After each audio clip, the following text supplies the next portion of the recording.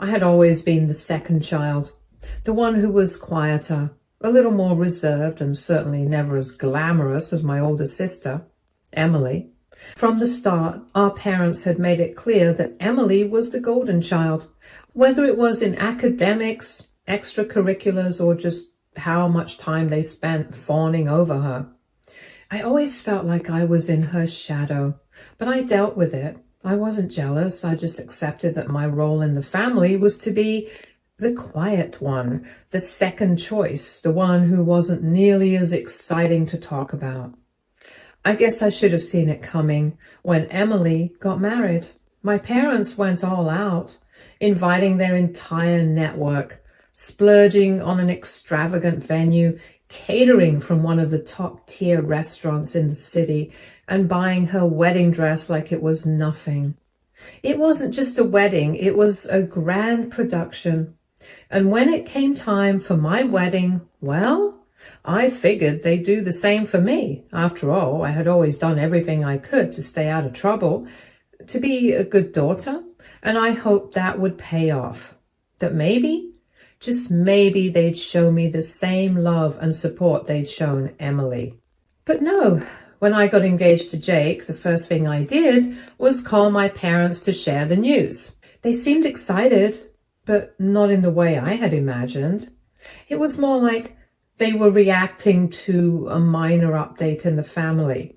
They told me that I was making a lovely choice and that Jake and I were a good match, but it didn't feel like they were truly invested. I pushed it aside, telling myself they'd come around. I wasn't asking for much, just their support, their excitement to help us plan a day that would make memories. I didn't expect a lavish wedding, of course. Jake and I weren't exactly rolling in money, but I imagined they might offer something meaningful. Maybe they'd help with some of the expenses like they did for Emily. They might help with the venue, the catering, or even just a nice gift. Surely they'd want to be part of the celebration.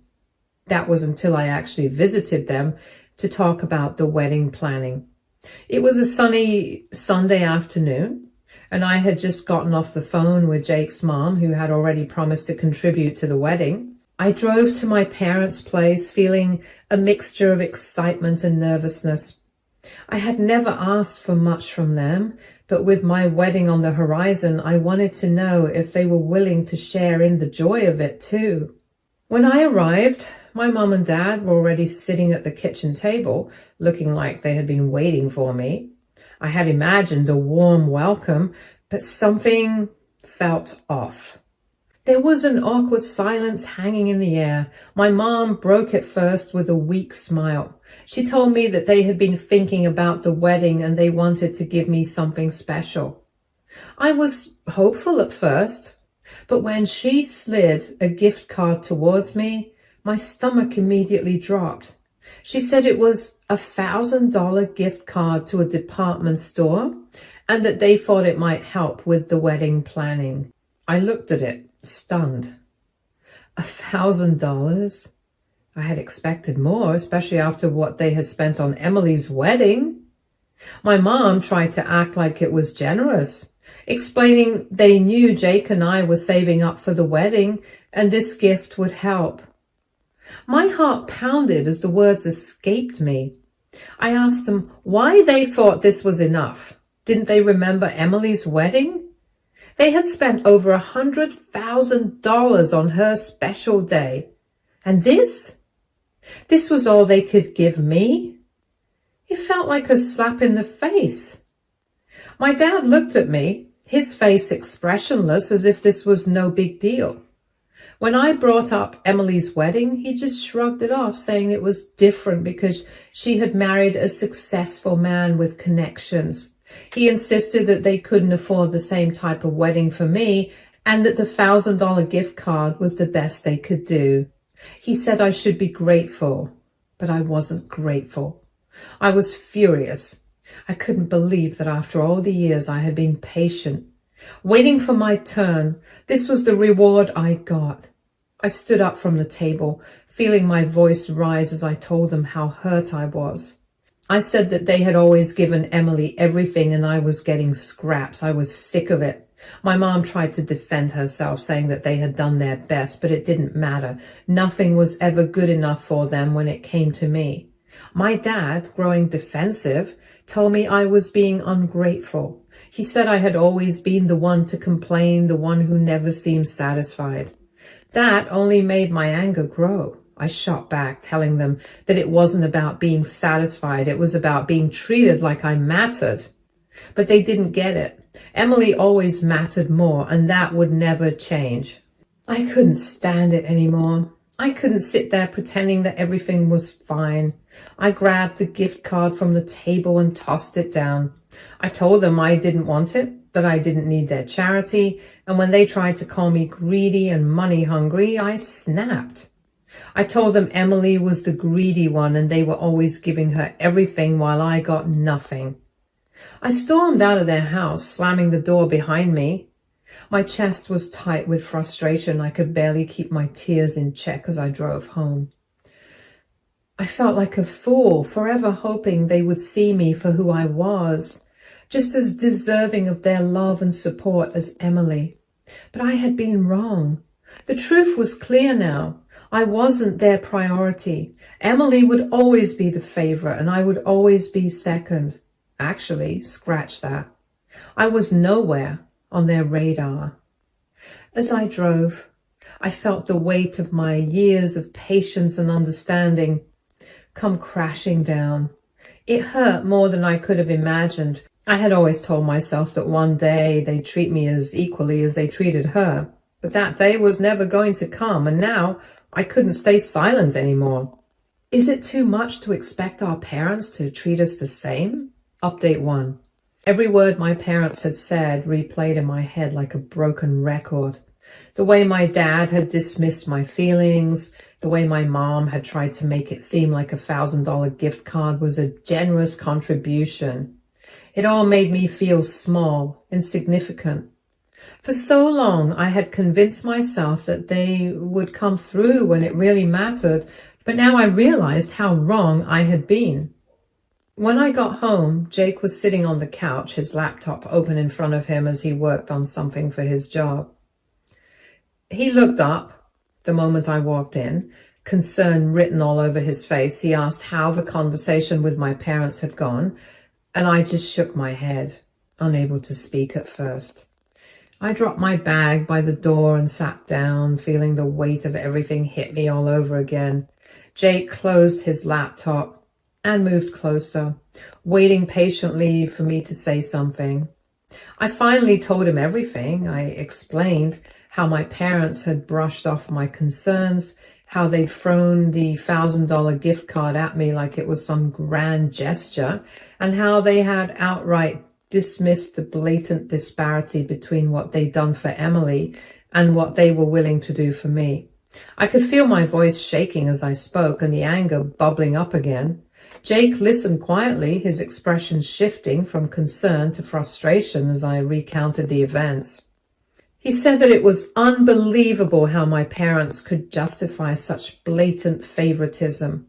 He reminded me that I wasn't asking for a 6-figure wedding like Emily's. I was simply asking for some acknowledgement, some effort. Hearing him validate my feelings was a relief, but it didn't make the pain go away. I told him that I wasn't sure if I could even invite them to the wedding anymore. How could I stand there, celebrating one of the most important days of my life with people who clearly didn't think I deserved the same happiness they had given my sister? Jake said that we should support whatever decision I made. If I wanted to cut them out of the wedding, he'd back me up. If I wanted to give them another chance, he'd be there for me too. He said that this was our day, and we didn't need anyone there who couldn't support us wholeheartedly. His words were comforting, but they also made me realize that I couldn't keep holding on to hope that my parents would change. It was time to draw a line. The next morning, I woke up with a sense of clarity. I had let my parents' favoritism slide since I was a child. I had convinced myself that it didn't bother me, that I could rise above it, but this was different. This was my wedding, a once-in-a-lifetime moment, and I wasn't going to let them ruin it for me.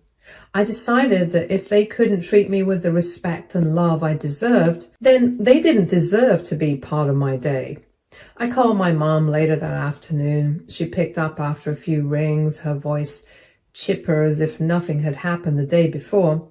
She asked if I had thought more about the gift card and whether I decided what to use it for. Her tone was so casual, so oblivious to how hurt I was, that it made my blood boil. I told her that I didn't want the gift card, I didn't want their money. She sounded confused, asking what I meant. I told her that Jake and I were going to move forward with the wedding without their involvement. I said that if they couldn't treat me with the same love and generosity they had shown Emily, then I didn't want them there. My mom was silent for a moment before she started to argue. She said that I was being dramatic, that I was overreacting. She insisted that they loved me and that the gift card was all they could afford. I could hear the defensiveness in her voice, but I wasn't buying it. I calmly told her that actions speak louder than words, and their actions had made it clear where I stood in their priorities. I said that this wasn't about the money, it was about the principle. If they couldn't see that, then there was nothing more to discuss. She started to cry, saying I was being unfair. She said I was punishing them for doing their best, but I stood firm. I told her that I wasn't punishing anyone. I was simply not involving them because that's all I could afford. I said that I had spent my whole life being the afterthought, and I wasn't going to let that happen on my wedding day. She tried to say something else, but I cut her off. I told her that I needed time and space as I had my wedding preparation to do with my other mom and dad, my in-laws, and I ended the call. Over the next few days, I started to make new plans for the wedding. Jake and I decided to scale things down and focus on what really mattered, celebrating our love with the people who truly supported us. We reached out to his family and our closest friends, and their enthusiasm was overwhelming. Jake's mom even offered to host a ceremony in her garden in their country house, which was beautiful and spacious enough to accommodate everyone we wanted to invite. The idea of a smaller, more intimate wedding felt right. It felt like a fresh start. As I moved forward with the planning, I couldn't help but feel a sense of loss. My parents should have been part of this. They should have been there to help me pick out my dress, to walk me down the aisle, to share in the joy of it all. But they had made their choice and I had made mine. It wasn't easy, but I knew it was the right thing to do. Jake was my rock through it all. He reminded me every day that this wedding was about us, about our love, and not about anyone else. His unwavering support gave me the strength to keep going, even when the pain of my parents' rejection felt overwhelming. Update 2. It happened one evening while I was going over the details of the wedding. I was already stressed out. My phone buzzed and Emily's name flashed on the screen. I considered ignoring it. I wasn't in the mood for another lecture or guilt trip, but I wanted to confront her head on. I took a deep breath and picked up. She started right away, her tone sharp and accusatory. She said she couldn't believe I was still dragging this out and that I needed to stop being so dramatic. She went on about how I was tearing the family apart and how our parents didn't deserve to be treated this way. I let her talk, her words washing over me like background noise until I couldn't take it anymore. I interrupted her, my voice calm but cold. I told her that she didn't have the right to lecture me about family when she had been the center of everyone's universe her entire life. I said that she had no idea what it felt like to be overlooked, to be treated as if you didn't matter because she had always been the golden child. I could hear her sharp intake of breath, but I kept going. I told her that I had spent my entire life being compared to her, living in her shadow. I said that our parents had bent over backwards for her, not just with her wedding, but with everything. Her education, her career, even her petty whims. Meanwhile, I had been left to fend for myself. expected to be grateful for the scraps they threw my way. I told her that the $1,000 gift card wasn't just an insult, it was the final straw. Emily tried to defend herself, saying that she had never asked to be the favorite. She said that she had always tried to include me and that it wasn't her fault our parents treated us differently. Her voice was shaky and I could tell that she was starting to feel cornered. But I wasn't finished. I told her that trying to include me after the fact didn't erase the years of neglect. I said it didn't change the fact that our parents had made it clear time and time again that I was an afterthought. I told her that I had spent so many years trying to convince myself it didn't matter and that I didn't need their approval, but deep down, it had always hurt. I said that I was angry, not just at them, but at myself for letting it hurt me for so long. I told her it was her fault for always siding with them like she's doing now, regardless of their bias. I told her she had enjoyed it her whole life, so why on earth was she cribbing about it now? Emily started to cry, her voice trembling as she said that she didn't know I felt that way.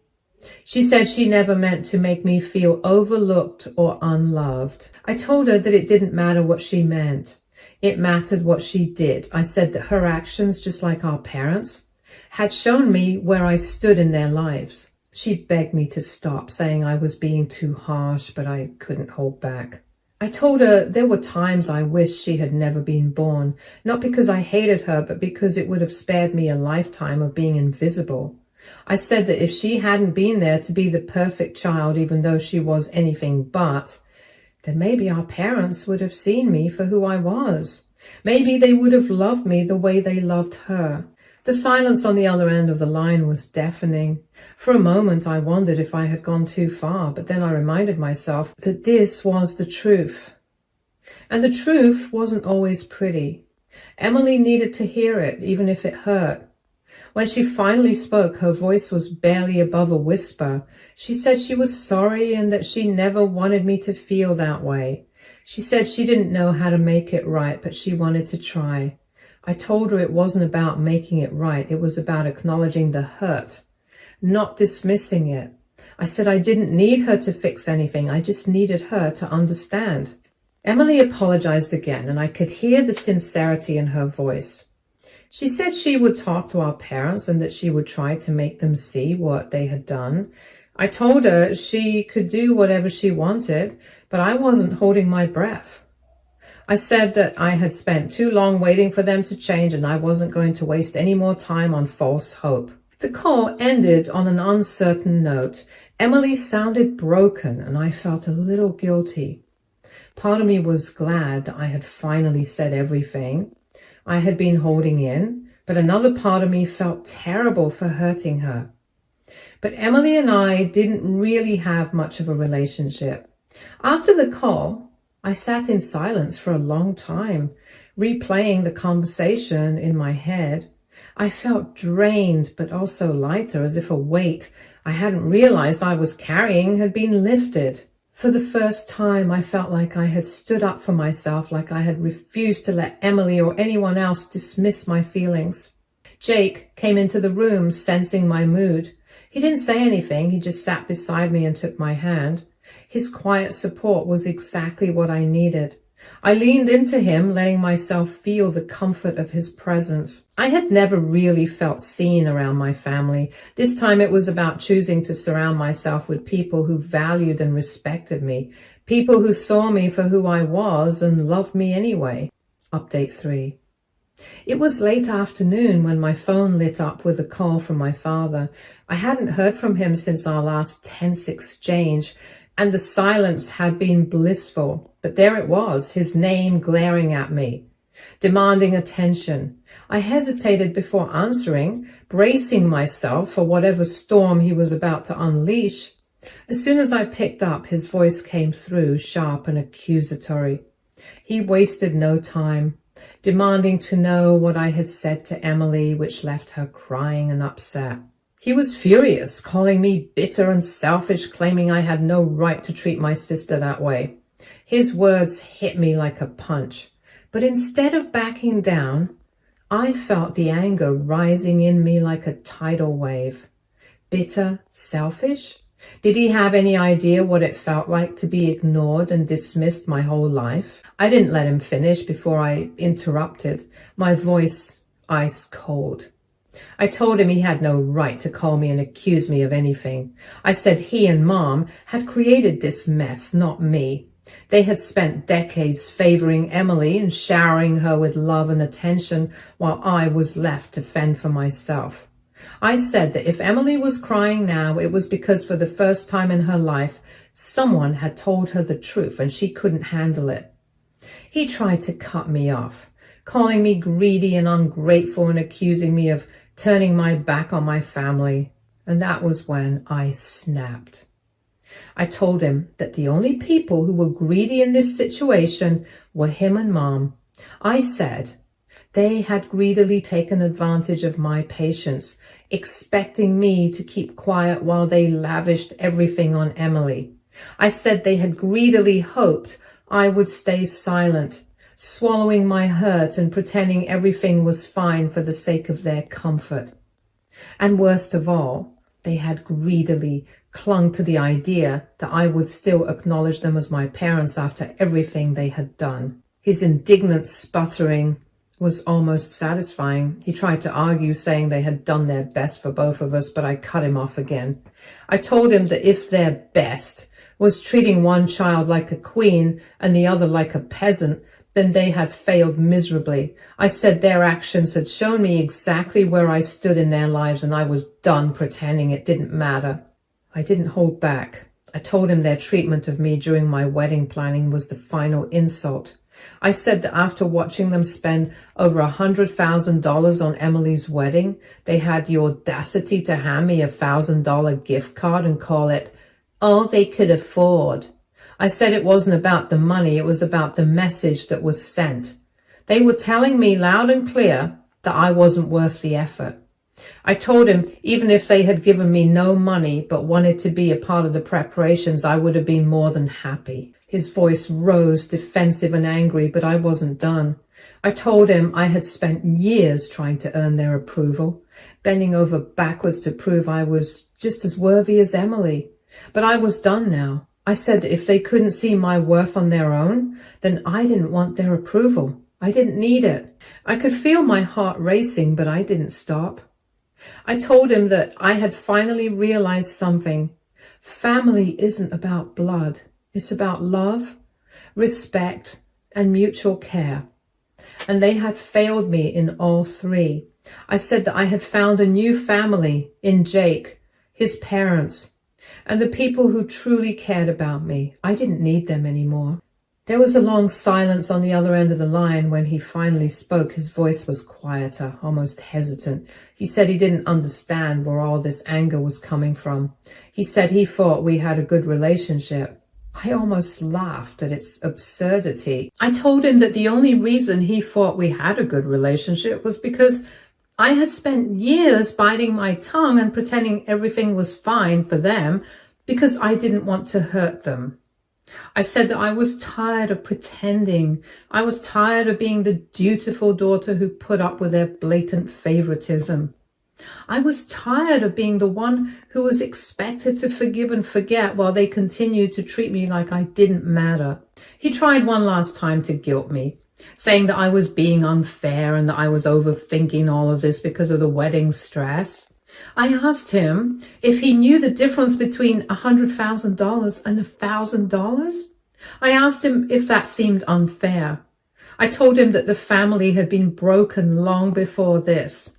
I said that he and Mom had chosen to divide us when they made it clear that Emily was their priority. I told him that if he wanted to fix things, he needed to take a long, hard look at himself and Mom and ask why I felt this way.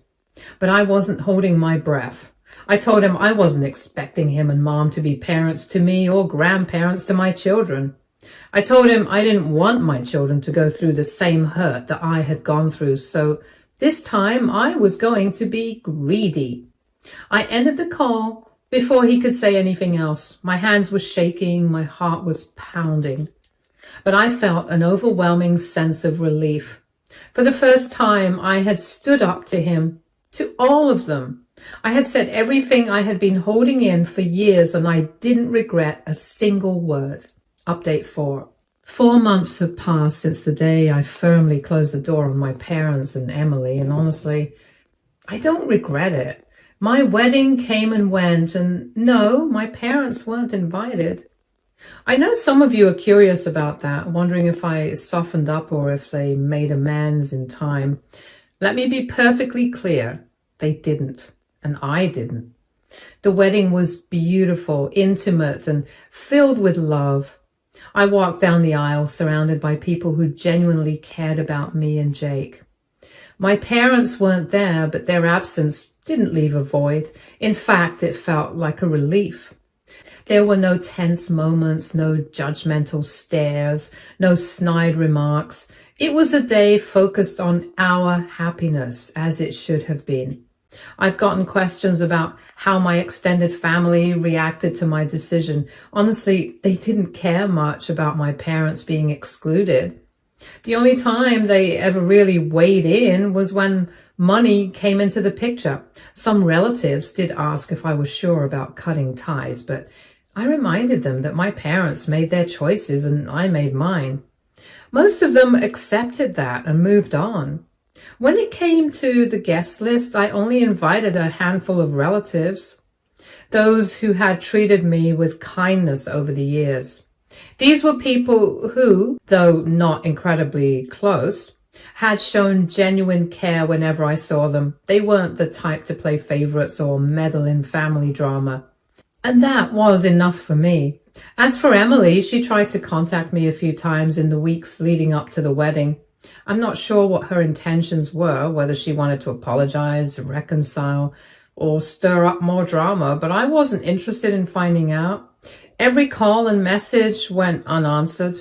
I wasn't being petty. I was just done. After my last conversation with my father, I realized that continuing to engage with them was a losing battle. Every call and every interaction only left me feeling drained and bitter.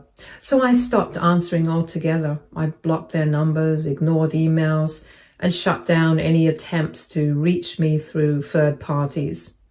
They weren't worth the emotional toll anymore, and I'd completely given up on the idea of a relationship with them.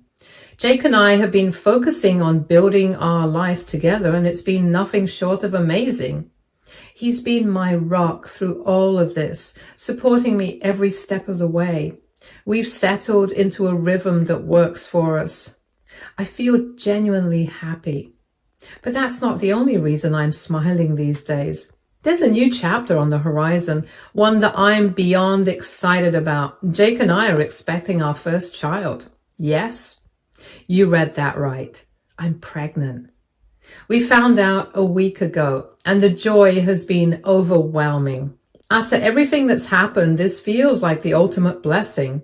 Jake has been doting on me non-stop, making sure I'm comfortable and happy.